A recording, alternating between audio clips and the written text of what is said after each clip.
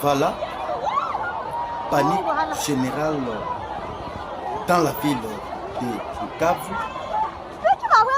Qu'est-ce qui se passe actuellement? Décryptement de balles attendu encore une fois de plus dans le marché de mon côté. Dans le territoire, il y a une. Qu'est-ce qui se passe? Bande Kobalandi. Mbote na bainyoso tu bazui libaku malamu ya kolanda biso na chaîne oyo ya biso ya de tata et de mama. Congolais de père et de mère. Je pense qu'actuellement, Bande Kobalandi, on va partager avec vous des points à l'ordre du jour. Ndenge ezalaka toujours momesana. Ya liboso tokolobela na oyo etali décryptement de balles attendu dans la partie est ya Bukavu et tokoloba yami balé à ce qui concerne une réunion secrète oyo basalaki na kati ya Rwanda, Kabila, Kakame, Kabarebe et le chef d'état-major général ya armée rwandaise. Na réunion oyo bango bakei kosala basali na complot nini et comment est-ce que le gouvernement congolais a eu anticipé sur cette réunion secrète oyo bango basalaki na kati ya Rwanda. Alors, vous partagez, vous aimez notre émission, vous voyez bien que biso toyaka awa pambate, biso toyaka awa pona ko informer bino, ko expliquer bino mboka elali ndenge nini, elamuki ndenge nini, etozali wapi, etozali kokende wapi. Lelo toyebisi bino que ça ne va pas na ville à Bukavu. Ça ne va pas parce que peuple azali na kati ya kotomboka. Peuple atomboki na ndenge ya kosakana te.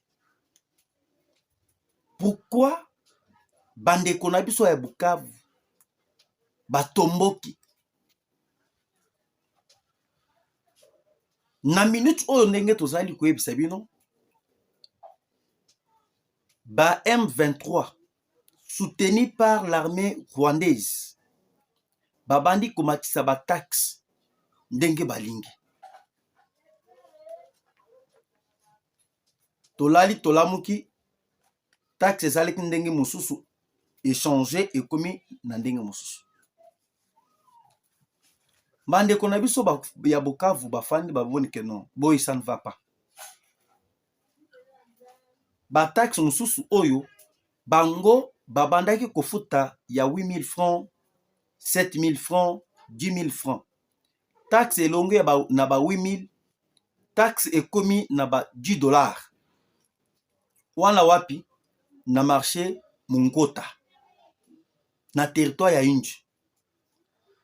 Et lorsque sikoyo bango ba comprendre balobi que non, ndenge nini bino bobandi komatisa lelo bolali bolamuki botie taxe prix tel, taxe ekomi tel. Et peuple alobi bino boyaki pona ko libérer et boyaki pour que boye banda ko yoko la peuple te. Moi en tout cas c'est une bonne chose parce que la population congolaise bande konabiso ya Bukavu commence à comprendre bitumba oyo bazali kobundisa mena Tshisekedi ezali bitumba oyo bazali kolinga mena bazwa peuple congolais na esclavagisme. Et peuple a tomboki a telemi na micho nenge tozali koyebisa na tongo ya lelo eza ya koyinda. Eza ya koyinda na masekite. Et lorsque bango batelemi balobi que non, il faut cette fois-ci bobanda kofuta taxe na $10. Nde bomoni panique générale, panique totale et koti na kacha otobengi Bukavu. Et bango balobi que biso to kanisaki que ekokoma na niveau oyo te. Et ebele esika bazali commence à dire que Faci limbisa biso toyebaki te. Le peuple se libère. Le peuple se libère. Bandeko nanga nazoyoka pasi moko soki boyebi esika nazali. En tout cas bandeko na biso ya Bukavu, on est ensemble avec vous. Bandeko nanga ya Goma, on est ensemble avec vous. On ne vous a pas abandonné. Nous sommes ensemble avec vous. Pasi yayo, pasi nanga.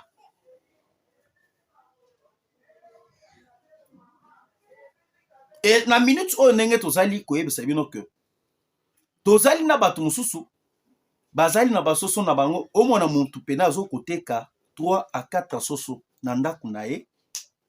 Peut-être azali na basoso akolisi et akamati ata 4 ou 5 soso ake pour que akende koteka yango na Munkota na marché ya Bukavu. Et bazali ko obligé ye afuta pe taxe. Et bazali ko senga taxe ya 5 000 francs à 4 000 francs. Mais muntu akamati akangi soso ya ye moko na ndako na ye. Ake koteka pour que bana bazo ata mwa matembele. Bana bazo ata mwa ndunda. Mais bazali ko kanga ye. Soki apesi mbongo ya taxe wana oyo basengi ya 4 000 francs te bakangi babie na ye nyonso to. Nde omoni sai a révolté nos frères qui sont là-bas au sud Kivu. Et lorsque ba se révolté ba lobi que non. Soki toyebaka tolingaki jamais tondima makambo oyo batu ya société civile bayaki koyebisa bango. Lelo ba vérité epanzwani et puis so toyebaki te makambo oyo esala ya shit ya Bukavu ezalaki batu mususu ya société civile na ba quelques politiciens oyo batambwisaki bambongo na bango epai ya ba oyo tobengi ba congolais oyo bazali na Bukavu pour que basala chute ya Bukavu. Et na minute ndenge tozali koloba na bino aw peuple ya Bukavu ba se révolter non na tikala komona te. Yango omoni ya yi décryptement de balles na oyo tobengi marché Munkota oyo pena une révolution populaire ba se révolter. Et bango ba olupi ke tokosuka awa te. Mais cette fois-ci tokobanda kosala ba marche chaque jour. Pona kobengana oyo tobengi ba M23. Et selon réclamation ya bandeko na biso ya Bukavu bango balobi to satandaki te ke tokokoma na niveau oyo. Boyebi trop bien que tozali na batu oyo tobengi batu ya société civile. Batambwisaki bambongo ebele bakosi peuple. Bayebisi peuple po ete non botika nanga akota nanga azali ndeko na biso bopesa nzela akota nanga azali koya pour que a libérer bino. Wana batu ya société civile na quelques députés, quelques sénateurs oyo bazalaka na kati ya union sacrée. Batambwisaki bambongo, bapesaki ba jeune, bale bango moral. Yango monaki babandaki kobwaka batraque avant que nanga akota. Et bango bayebisi bango botika bango ata munduki moko te elela. Botika bango bakota calmement. Parce que lelo nous y sommes où? Nous y sommes où? Mais bosko bino bokanisi ke nanga ayaki azali ndeko na bino aye ko libérer bino. Mais regardez comment est-ce que bobandi maintenant babandi konyokola peuple. Tshisekedi azali kosala lit pona ba congolais nyonso tout bazala na kimia pour que la paix puisse revenir na partie est ya Congo. Eza la paix moko ya keno ndenge bazali kosala ba menace ba grimace baye awa to négocier to servir bango oyo bango bazali koluka. Ce n'est pas de cette paix là, ce n'est pas de cette manière oyo tata mokonzi mboka azali koluka kimia wana te. Na minute oyo ndenge tozali koyebisa bino bazali kosala yango pamba te nzala ekoteli ba M23 non. Pardon. Nzala ekoteli bango na ninga kosakana te. tango komi komona na niveau oyo bazokokanga mama moko azali koteka 3 soso et bazali kobotola ye yango. Pourquoi? Parce que afuti taxe oyo ya bango te, nzala ekoteli bango. Et nzala ekoteli bango c'est parce que na minute oyo babandaki ko vivre par rapport ya ba minerai du sang, minerai ya makila oyo bango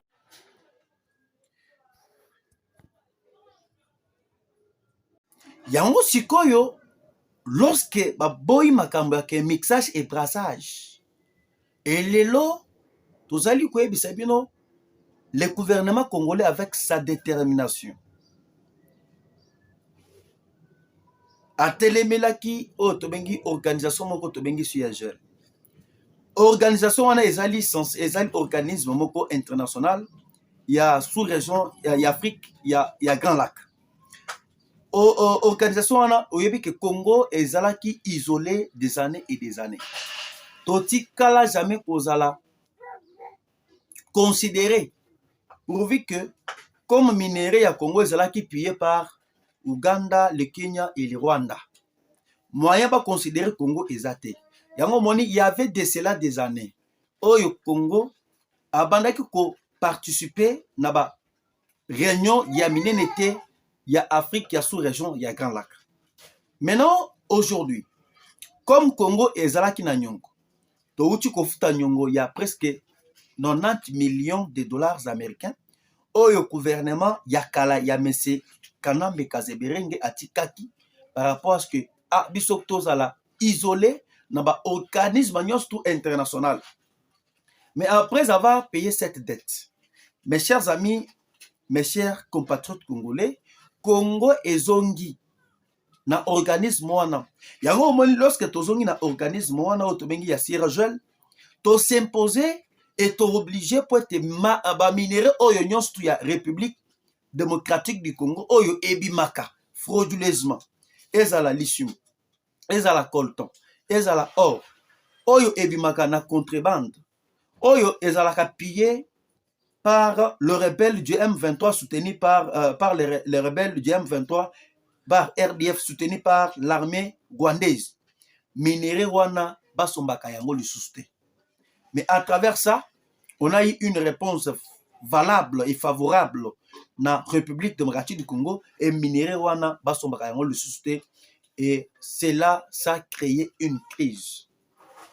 La crise oyo est créée, c'est ce qui a fait que les lobos na lelo nzala ekota na kati ya ba M23 babanda komatisa ba taxe babanda ko imposer bande ko na biso ya Bukavu ba futa taxe patati patata parce que ils ont déjà échoué dans leur complot, ils ont échoué à leur mission. Et c'est pour cela que je suis en train de féliciter d'abord le ministre de Mines Kijito pour un bon travail que vous avez abattu. Yakoboto là vraiment un grand cadeau à la place Congo. Azala isolé, aujourd'hui le Congo est représenté, mais grâce à la démarche du ministre Yamine, Lelo Pandekobalandi, Nazali, Koueb Sebino, que Nzala et Koteli ba M23, Nani Akosomba Bango minéré, Bazali na Bukavu, Bazali na Katia Rwanda, Nani Akosomba Kabango minéré, personne, Kao debout. Et cette fois-ci, et lorsque Nzala et Koteli Bango, Babandi déjà koluka d'une manière, ya koluka moyen nini bakoki futa ba policier, bakoki kofuta oyo tobengi armée rwandaise oyo bango basutenaki bango bakotaki na kati oyo tobengi ville Goma. Il n'y a pas de revenu. Très compliqué. Maintenant, de l'autre côté, boyoki déjà Rwanda pe na kanaye. Rwanda na minute oyo babanga ebandi kokangama na ndenga kosakana te. Banga ya Rwanda euti kokanga parce que crise ezali na kati ya Rwanda. Nazali koyebisa bino que crise moko ya kosakana te oyo Rwanda tikala kozala na crise. Parce que plusieurs partenaires oyo babana kofinancer Rwanda, Rwanda azwa yango apesa oyo tobengi ba M23 soutenir bango ezalaka lisusu te.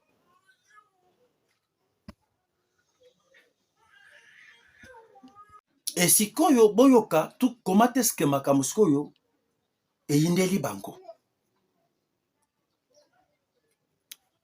Actuellement, Bouchi Koyoka, une réunion secrète. Oyo bango basali. Nakacha Rwanda. En tout cas, j'ai reçu beaucoup des appels en Belgique, en France, aux États-Unis, na Lubumbashi, na Kolwezi. Ya bande konabiso, ya bade tata et des mam. Bazali Kobenga, président Olivier, yebisa biso, qu'est-ce qui se passe? Toyoki réunion moko secrète koti na kati ya Rwanda. Et bazali koya na objectif ya balkanisation. Yango tozali koyebisa bino, je suis venu pour ça. Toye pour que to solo là. Toye pour que boyeba.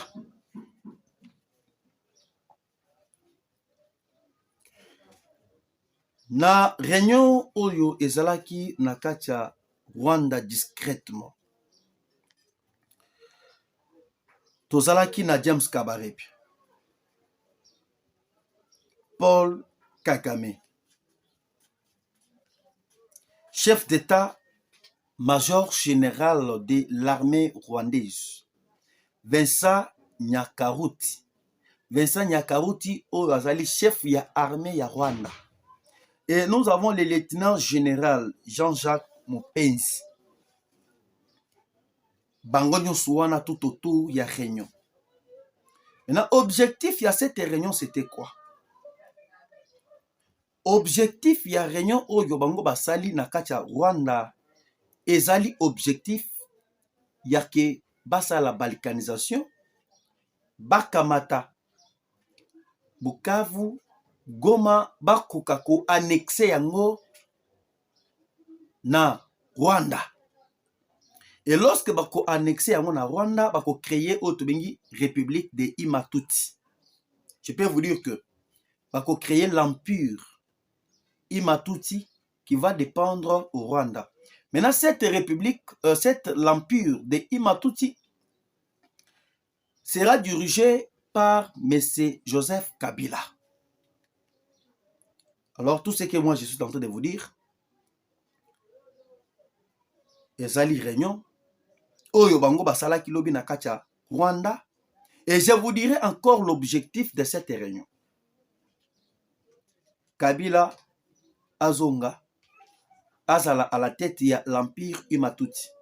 Yango bouti koyoka avant que réunion wana esalem. Monsieur Corneille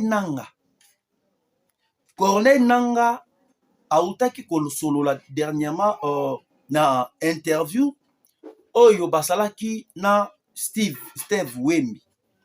Azali un journaliste kakamiston, un journaliste kabiliste. Na lisolo oyo boyokaki nanga lobaki non batunaki ye likambo oyo etali Joseph Kabila par rapport ya ba relation na ye na Joseph Kabila. Nanga répondaki que non, j'ai beaucoup d'estime et beaucoup de respect envers le président Tshisekedi. J'ai travaillé na ye des années. Et lorsqu'on avait évoqué les cas, il y a que ceux qui le Kabila zongi na Goma okoyamaye ou okoyamaye te. Nanga lobaki non. Et dans peu de jours, Kabila va aussi revenir dans la ville ya Goma. C'est son pays. Wana malobaya monsieur Corneille Nanga, wala tuchango point d'interrogation. Et lorsque maintenant tozali komona lelo bakoti réunion na kati ya Rwanda et ba suggérer que il faut maintenant ba ko créer l'empire Imatuti bakamata ba province bakamata sud Kivu bakamata nord Kivu ba ya ko annexer yango na Rwanda. Et mutu oyo ko gérer yango c'est Joseph Kabila. Ça c'est un coup d'épée dans l'eau. Bakobila na suka. Ouais, alors la carte na bango ya suka parce qu'ils ont appliqué carte ya Doha. Carte ya Angola. Bazui opportunité te. Et bazui pe chance te. Ya confondre na mesa avec le gouvernement congolais ba négocier. Il n'y en aura pas encore. Ouais, et comme là la carte na bango ya suka. Maintenant la cause dans la séminaire comment est-ce que cette carte plan o ya bango et cause la détruire. Le président Tshisekedi n'est pas d'une part, il est fort. Lorsqu'on vous parle que le président Tshisekedi est fort, on ne vous trompe pas. Il est fort sur le plan international, sur le plan diplomatique.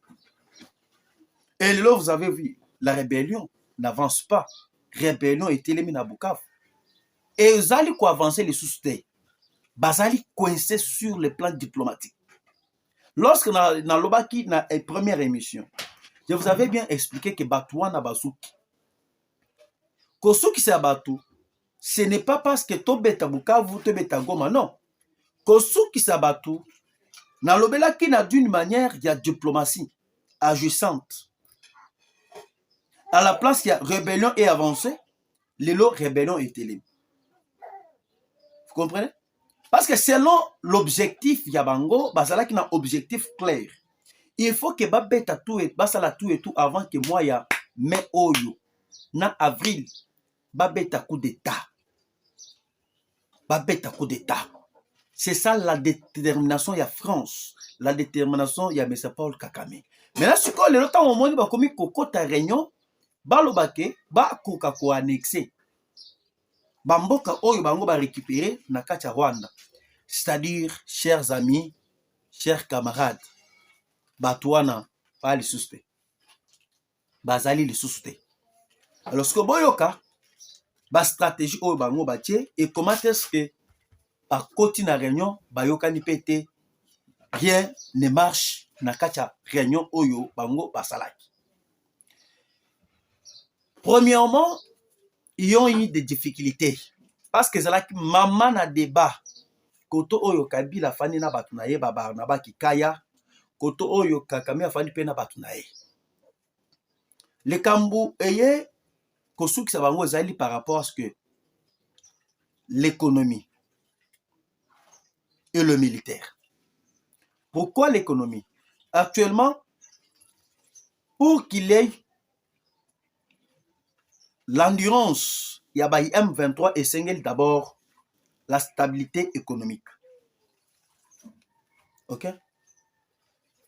Parce que la guerre, quand on fait la guerre, tosali kosala bitumba sur le plan na aspect économique, na aspect militaire, na aspect juridique.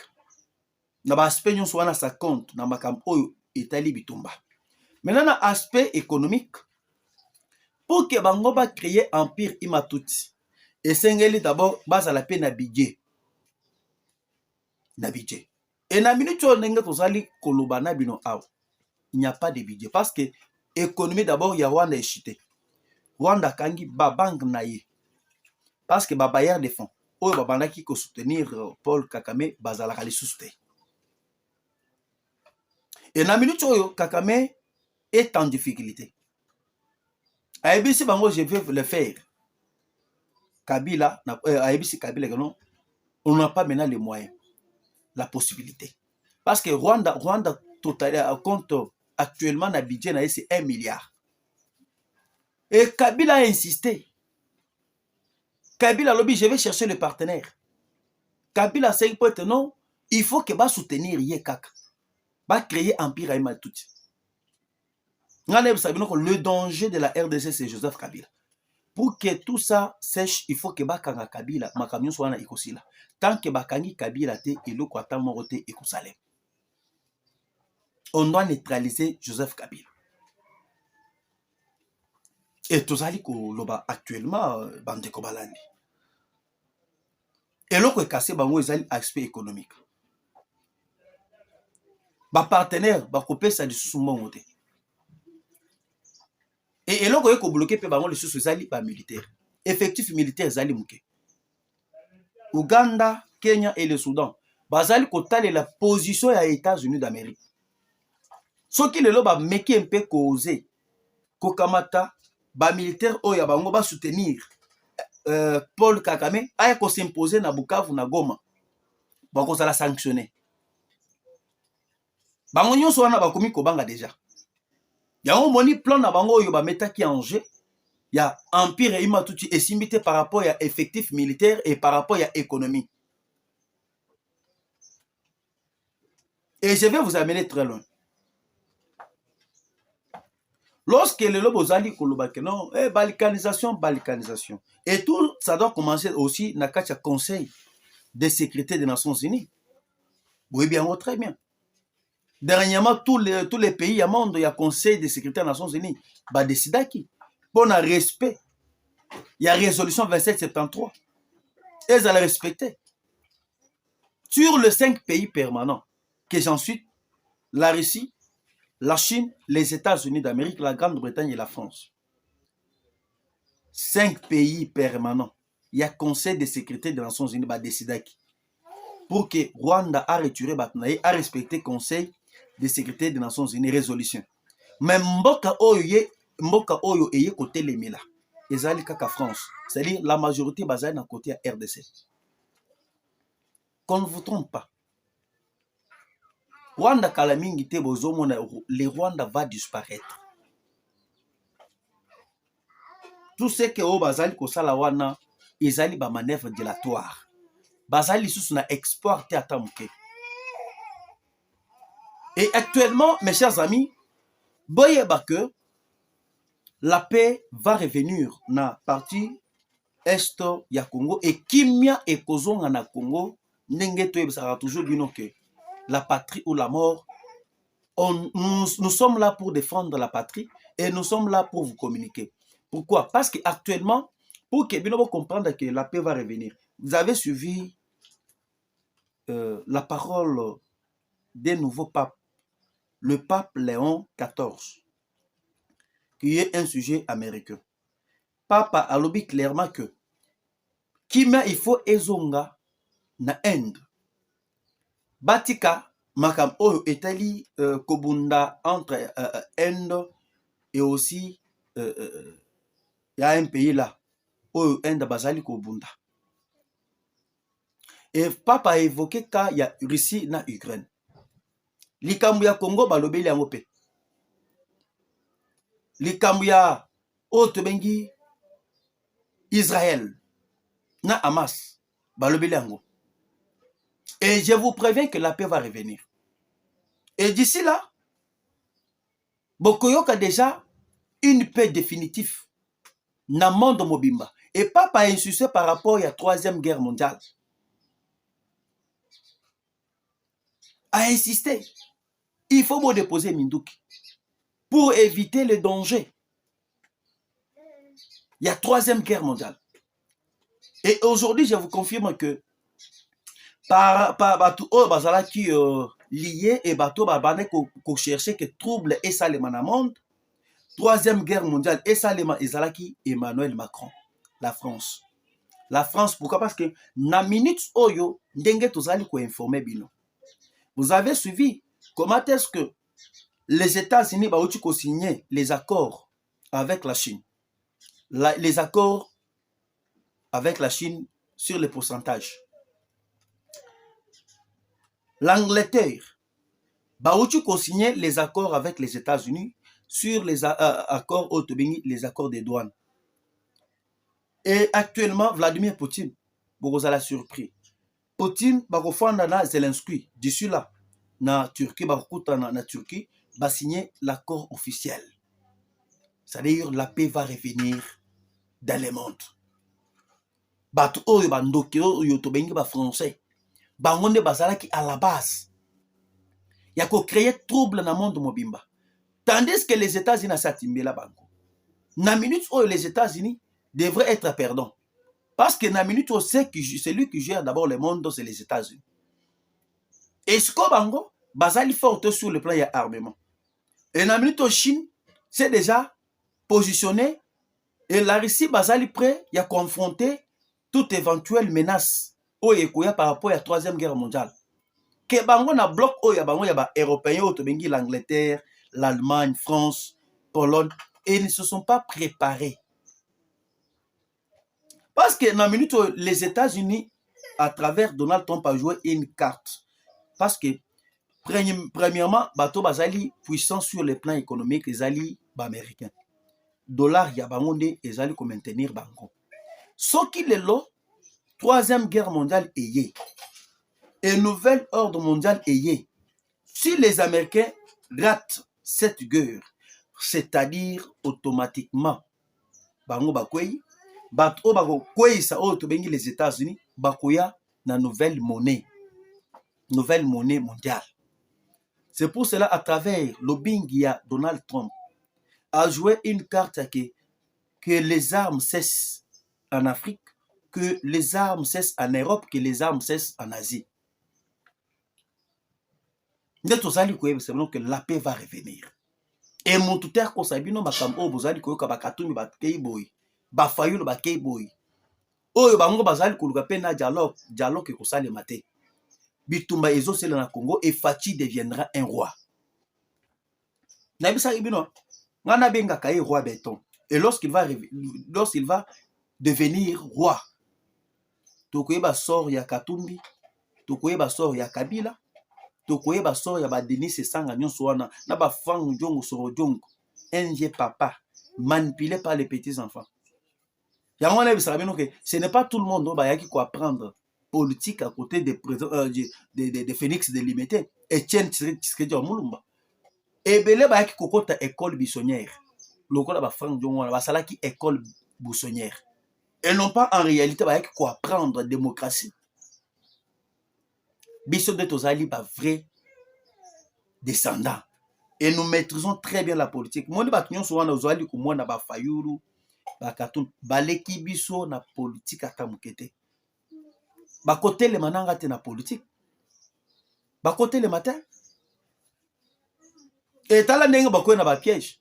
Na makelele muke Bukavu ekoi Goma ekoi ba sansale. Ba panzani. Oh nanga zali koya. Nanga zali ko. Mais lelo nanga yo. Nanga zali wapi? Et bino pe batu bolanda biso peuple. Botika instrumentalisation. Oh bazali ko instrumentaliser bino. Et botika kolanda makambo yo bango ba ennemi bazali koloba. Pour na ko diaboliser peuple congolais. Et le cas ya bato balobeli makambo yo teli changement de constitution. Nazo lingana lobelango pour que to chuter. Boyeba que actuellement makambo ya changement ya constitution ezali na table. Et kala mingi te bokomona déjà makambo yo teli changement de constitution ezongeli. Ezozongela parce que le président Tshisekedi Kalamingite va commencer à se déplacer partout dans toutes les provinces. Et je vais d'abord demander au président Tshisekedi, par pitié, par amour du peuple, on a besoin de vous. Olingite ke makam oye komelaki abiarman et komelayo. Les ennemis du peuple sont en train de préparer un coup. Kokende na lomete, kokende na Angola te bazo ko préparer likopa na bango ba bata avion na yo parce que batu oyo bazali à la base ezali ba français. Ba français bazali à la base ya coup oyo bango bazali ko monter. Et coup wana ba montengo na Sassou Nguesso, et coup wana ba montengo na Paul Kagame, et coup wana ba montengo na Kakuta Museveni. Va même batu mususu ba poche na yo. Tango on se déplacer, ba sali coup d'état. Baba avion na yo. Il y a un adage Luba qui dit Babela mwana wa muntu wa mufa wa téléja. C'est-à-dire quand on conseille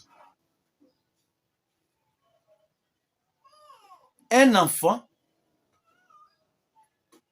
il y a papa na oyo soki mwana azali na bon papa na bon maman na bon moyo. Et soki bazali ko apporter mwana wana conseil. Mwana oyo ya papa akufela papa akufela mama. Azali censé akoyoka conseil. Oyo bazali oyo papa na mama bazali vivant bazali kopesa mwana na ye. Yo mwana papa na yo akufa, mama na yo akufa, profiter pe na conseil. Ya mwana oyo papa na ye azali na bon moyo na mama na ye.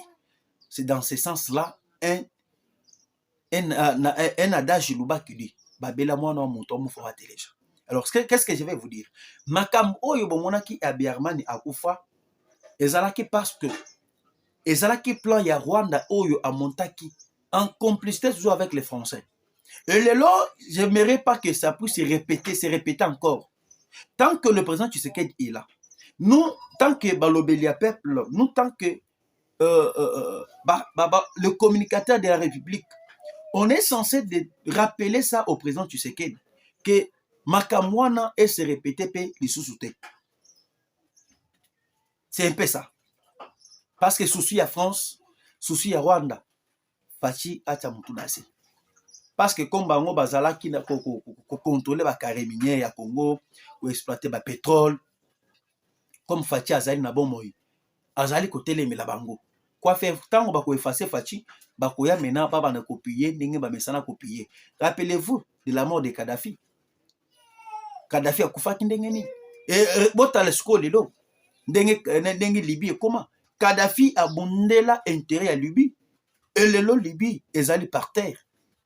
Le peuple libyen va comprendre déjà que basala erreur ya kotika autre bengi Kadhafi akufa. Et le lot toujours nous rappelle le que Makamwana est se répété avec le président Félix Tshisekedi. Le peuple a besoin de vous. Le Congo a besoin de vous.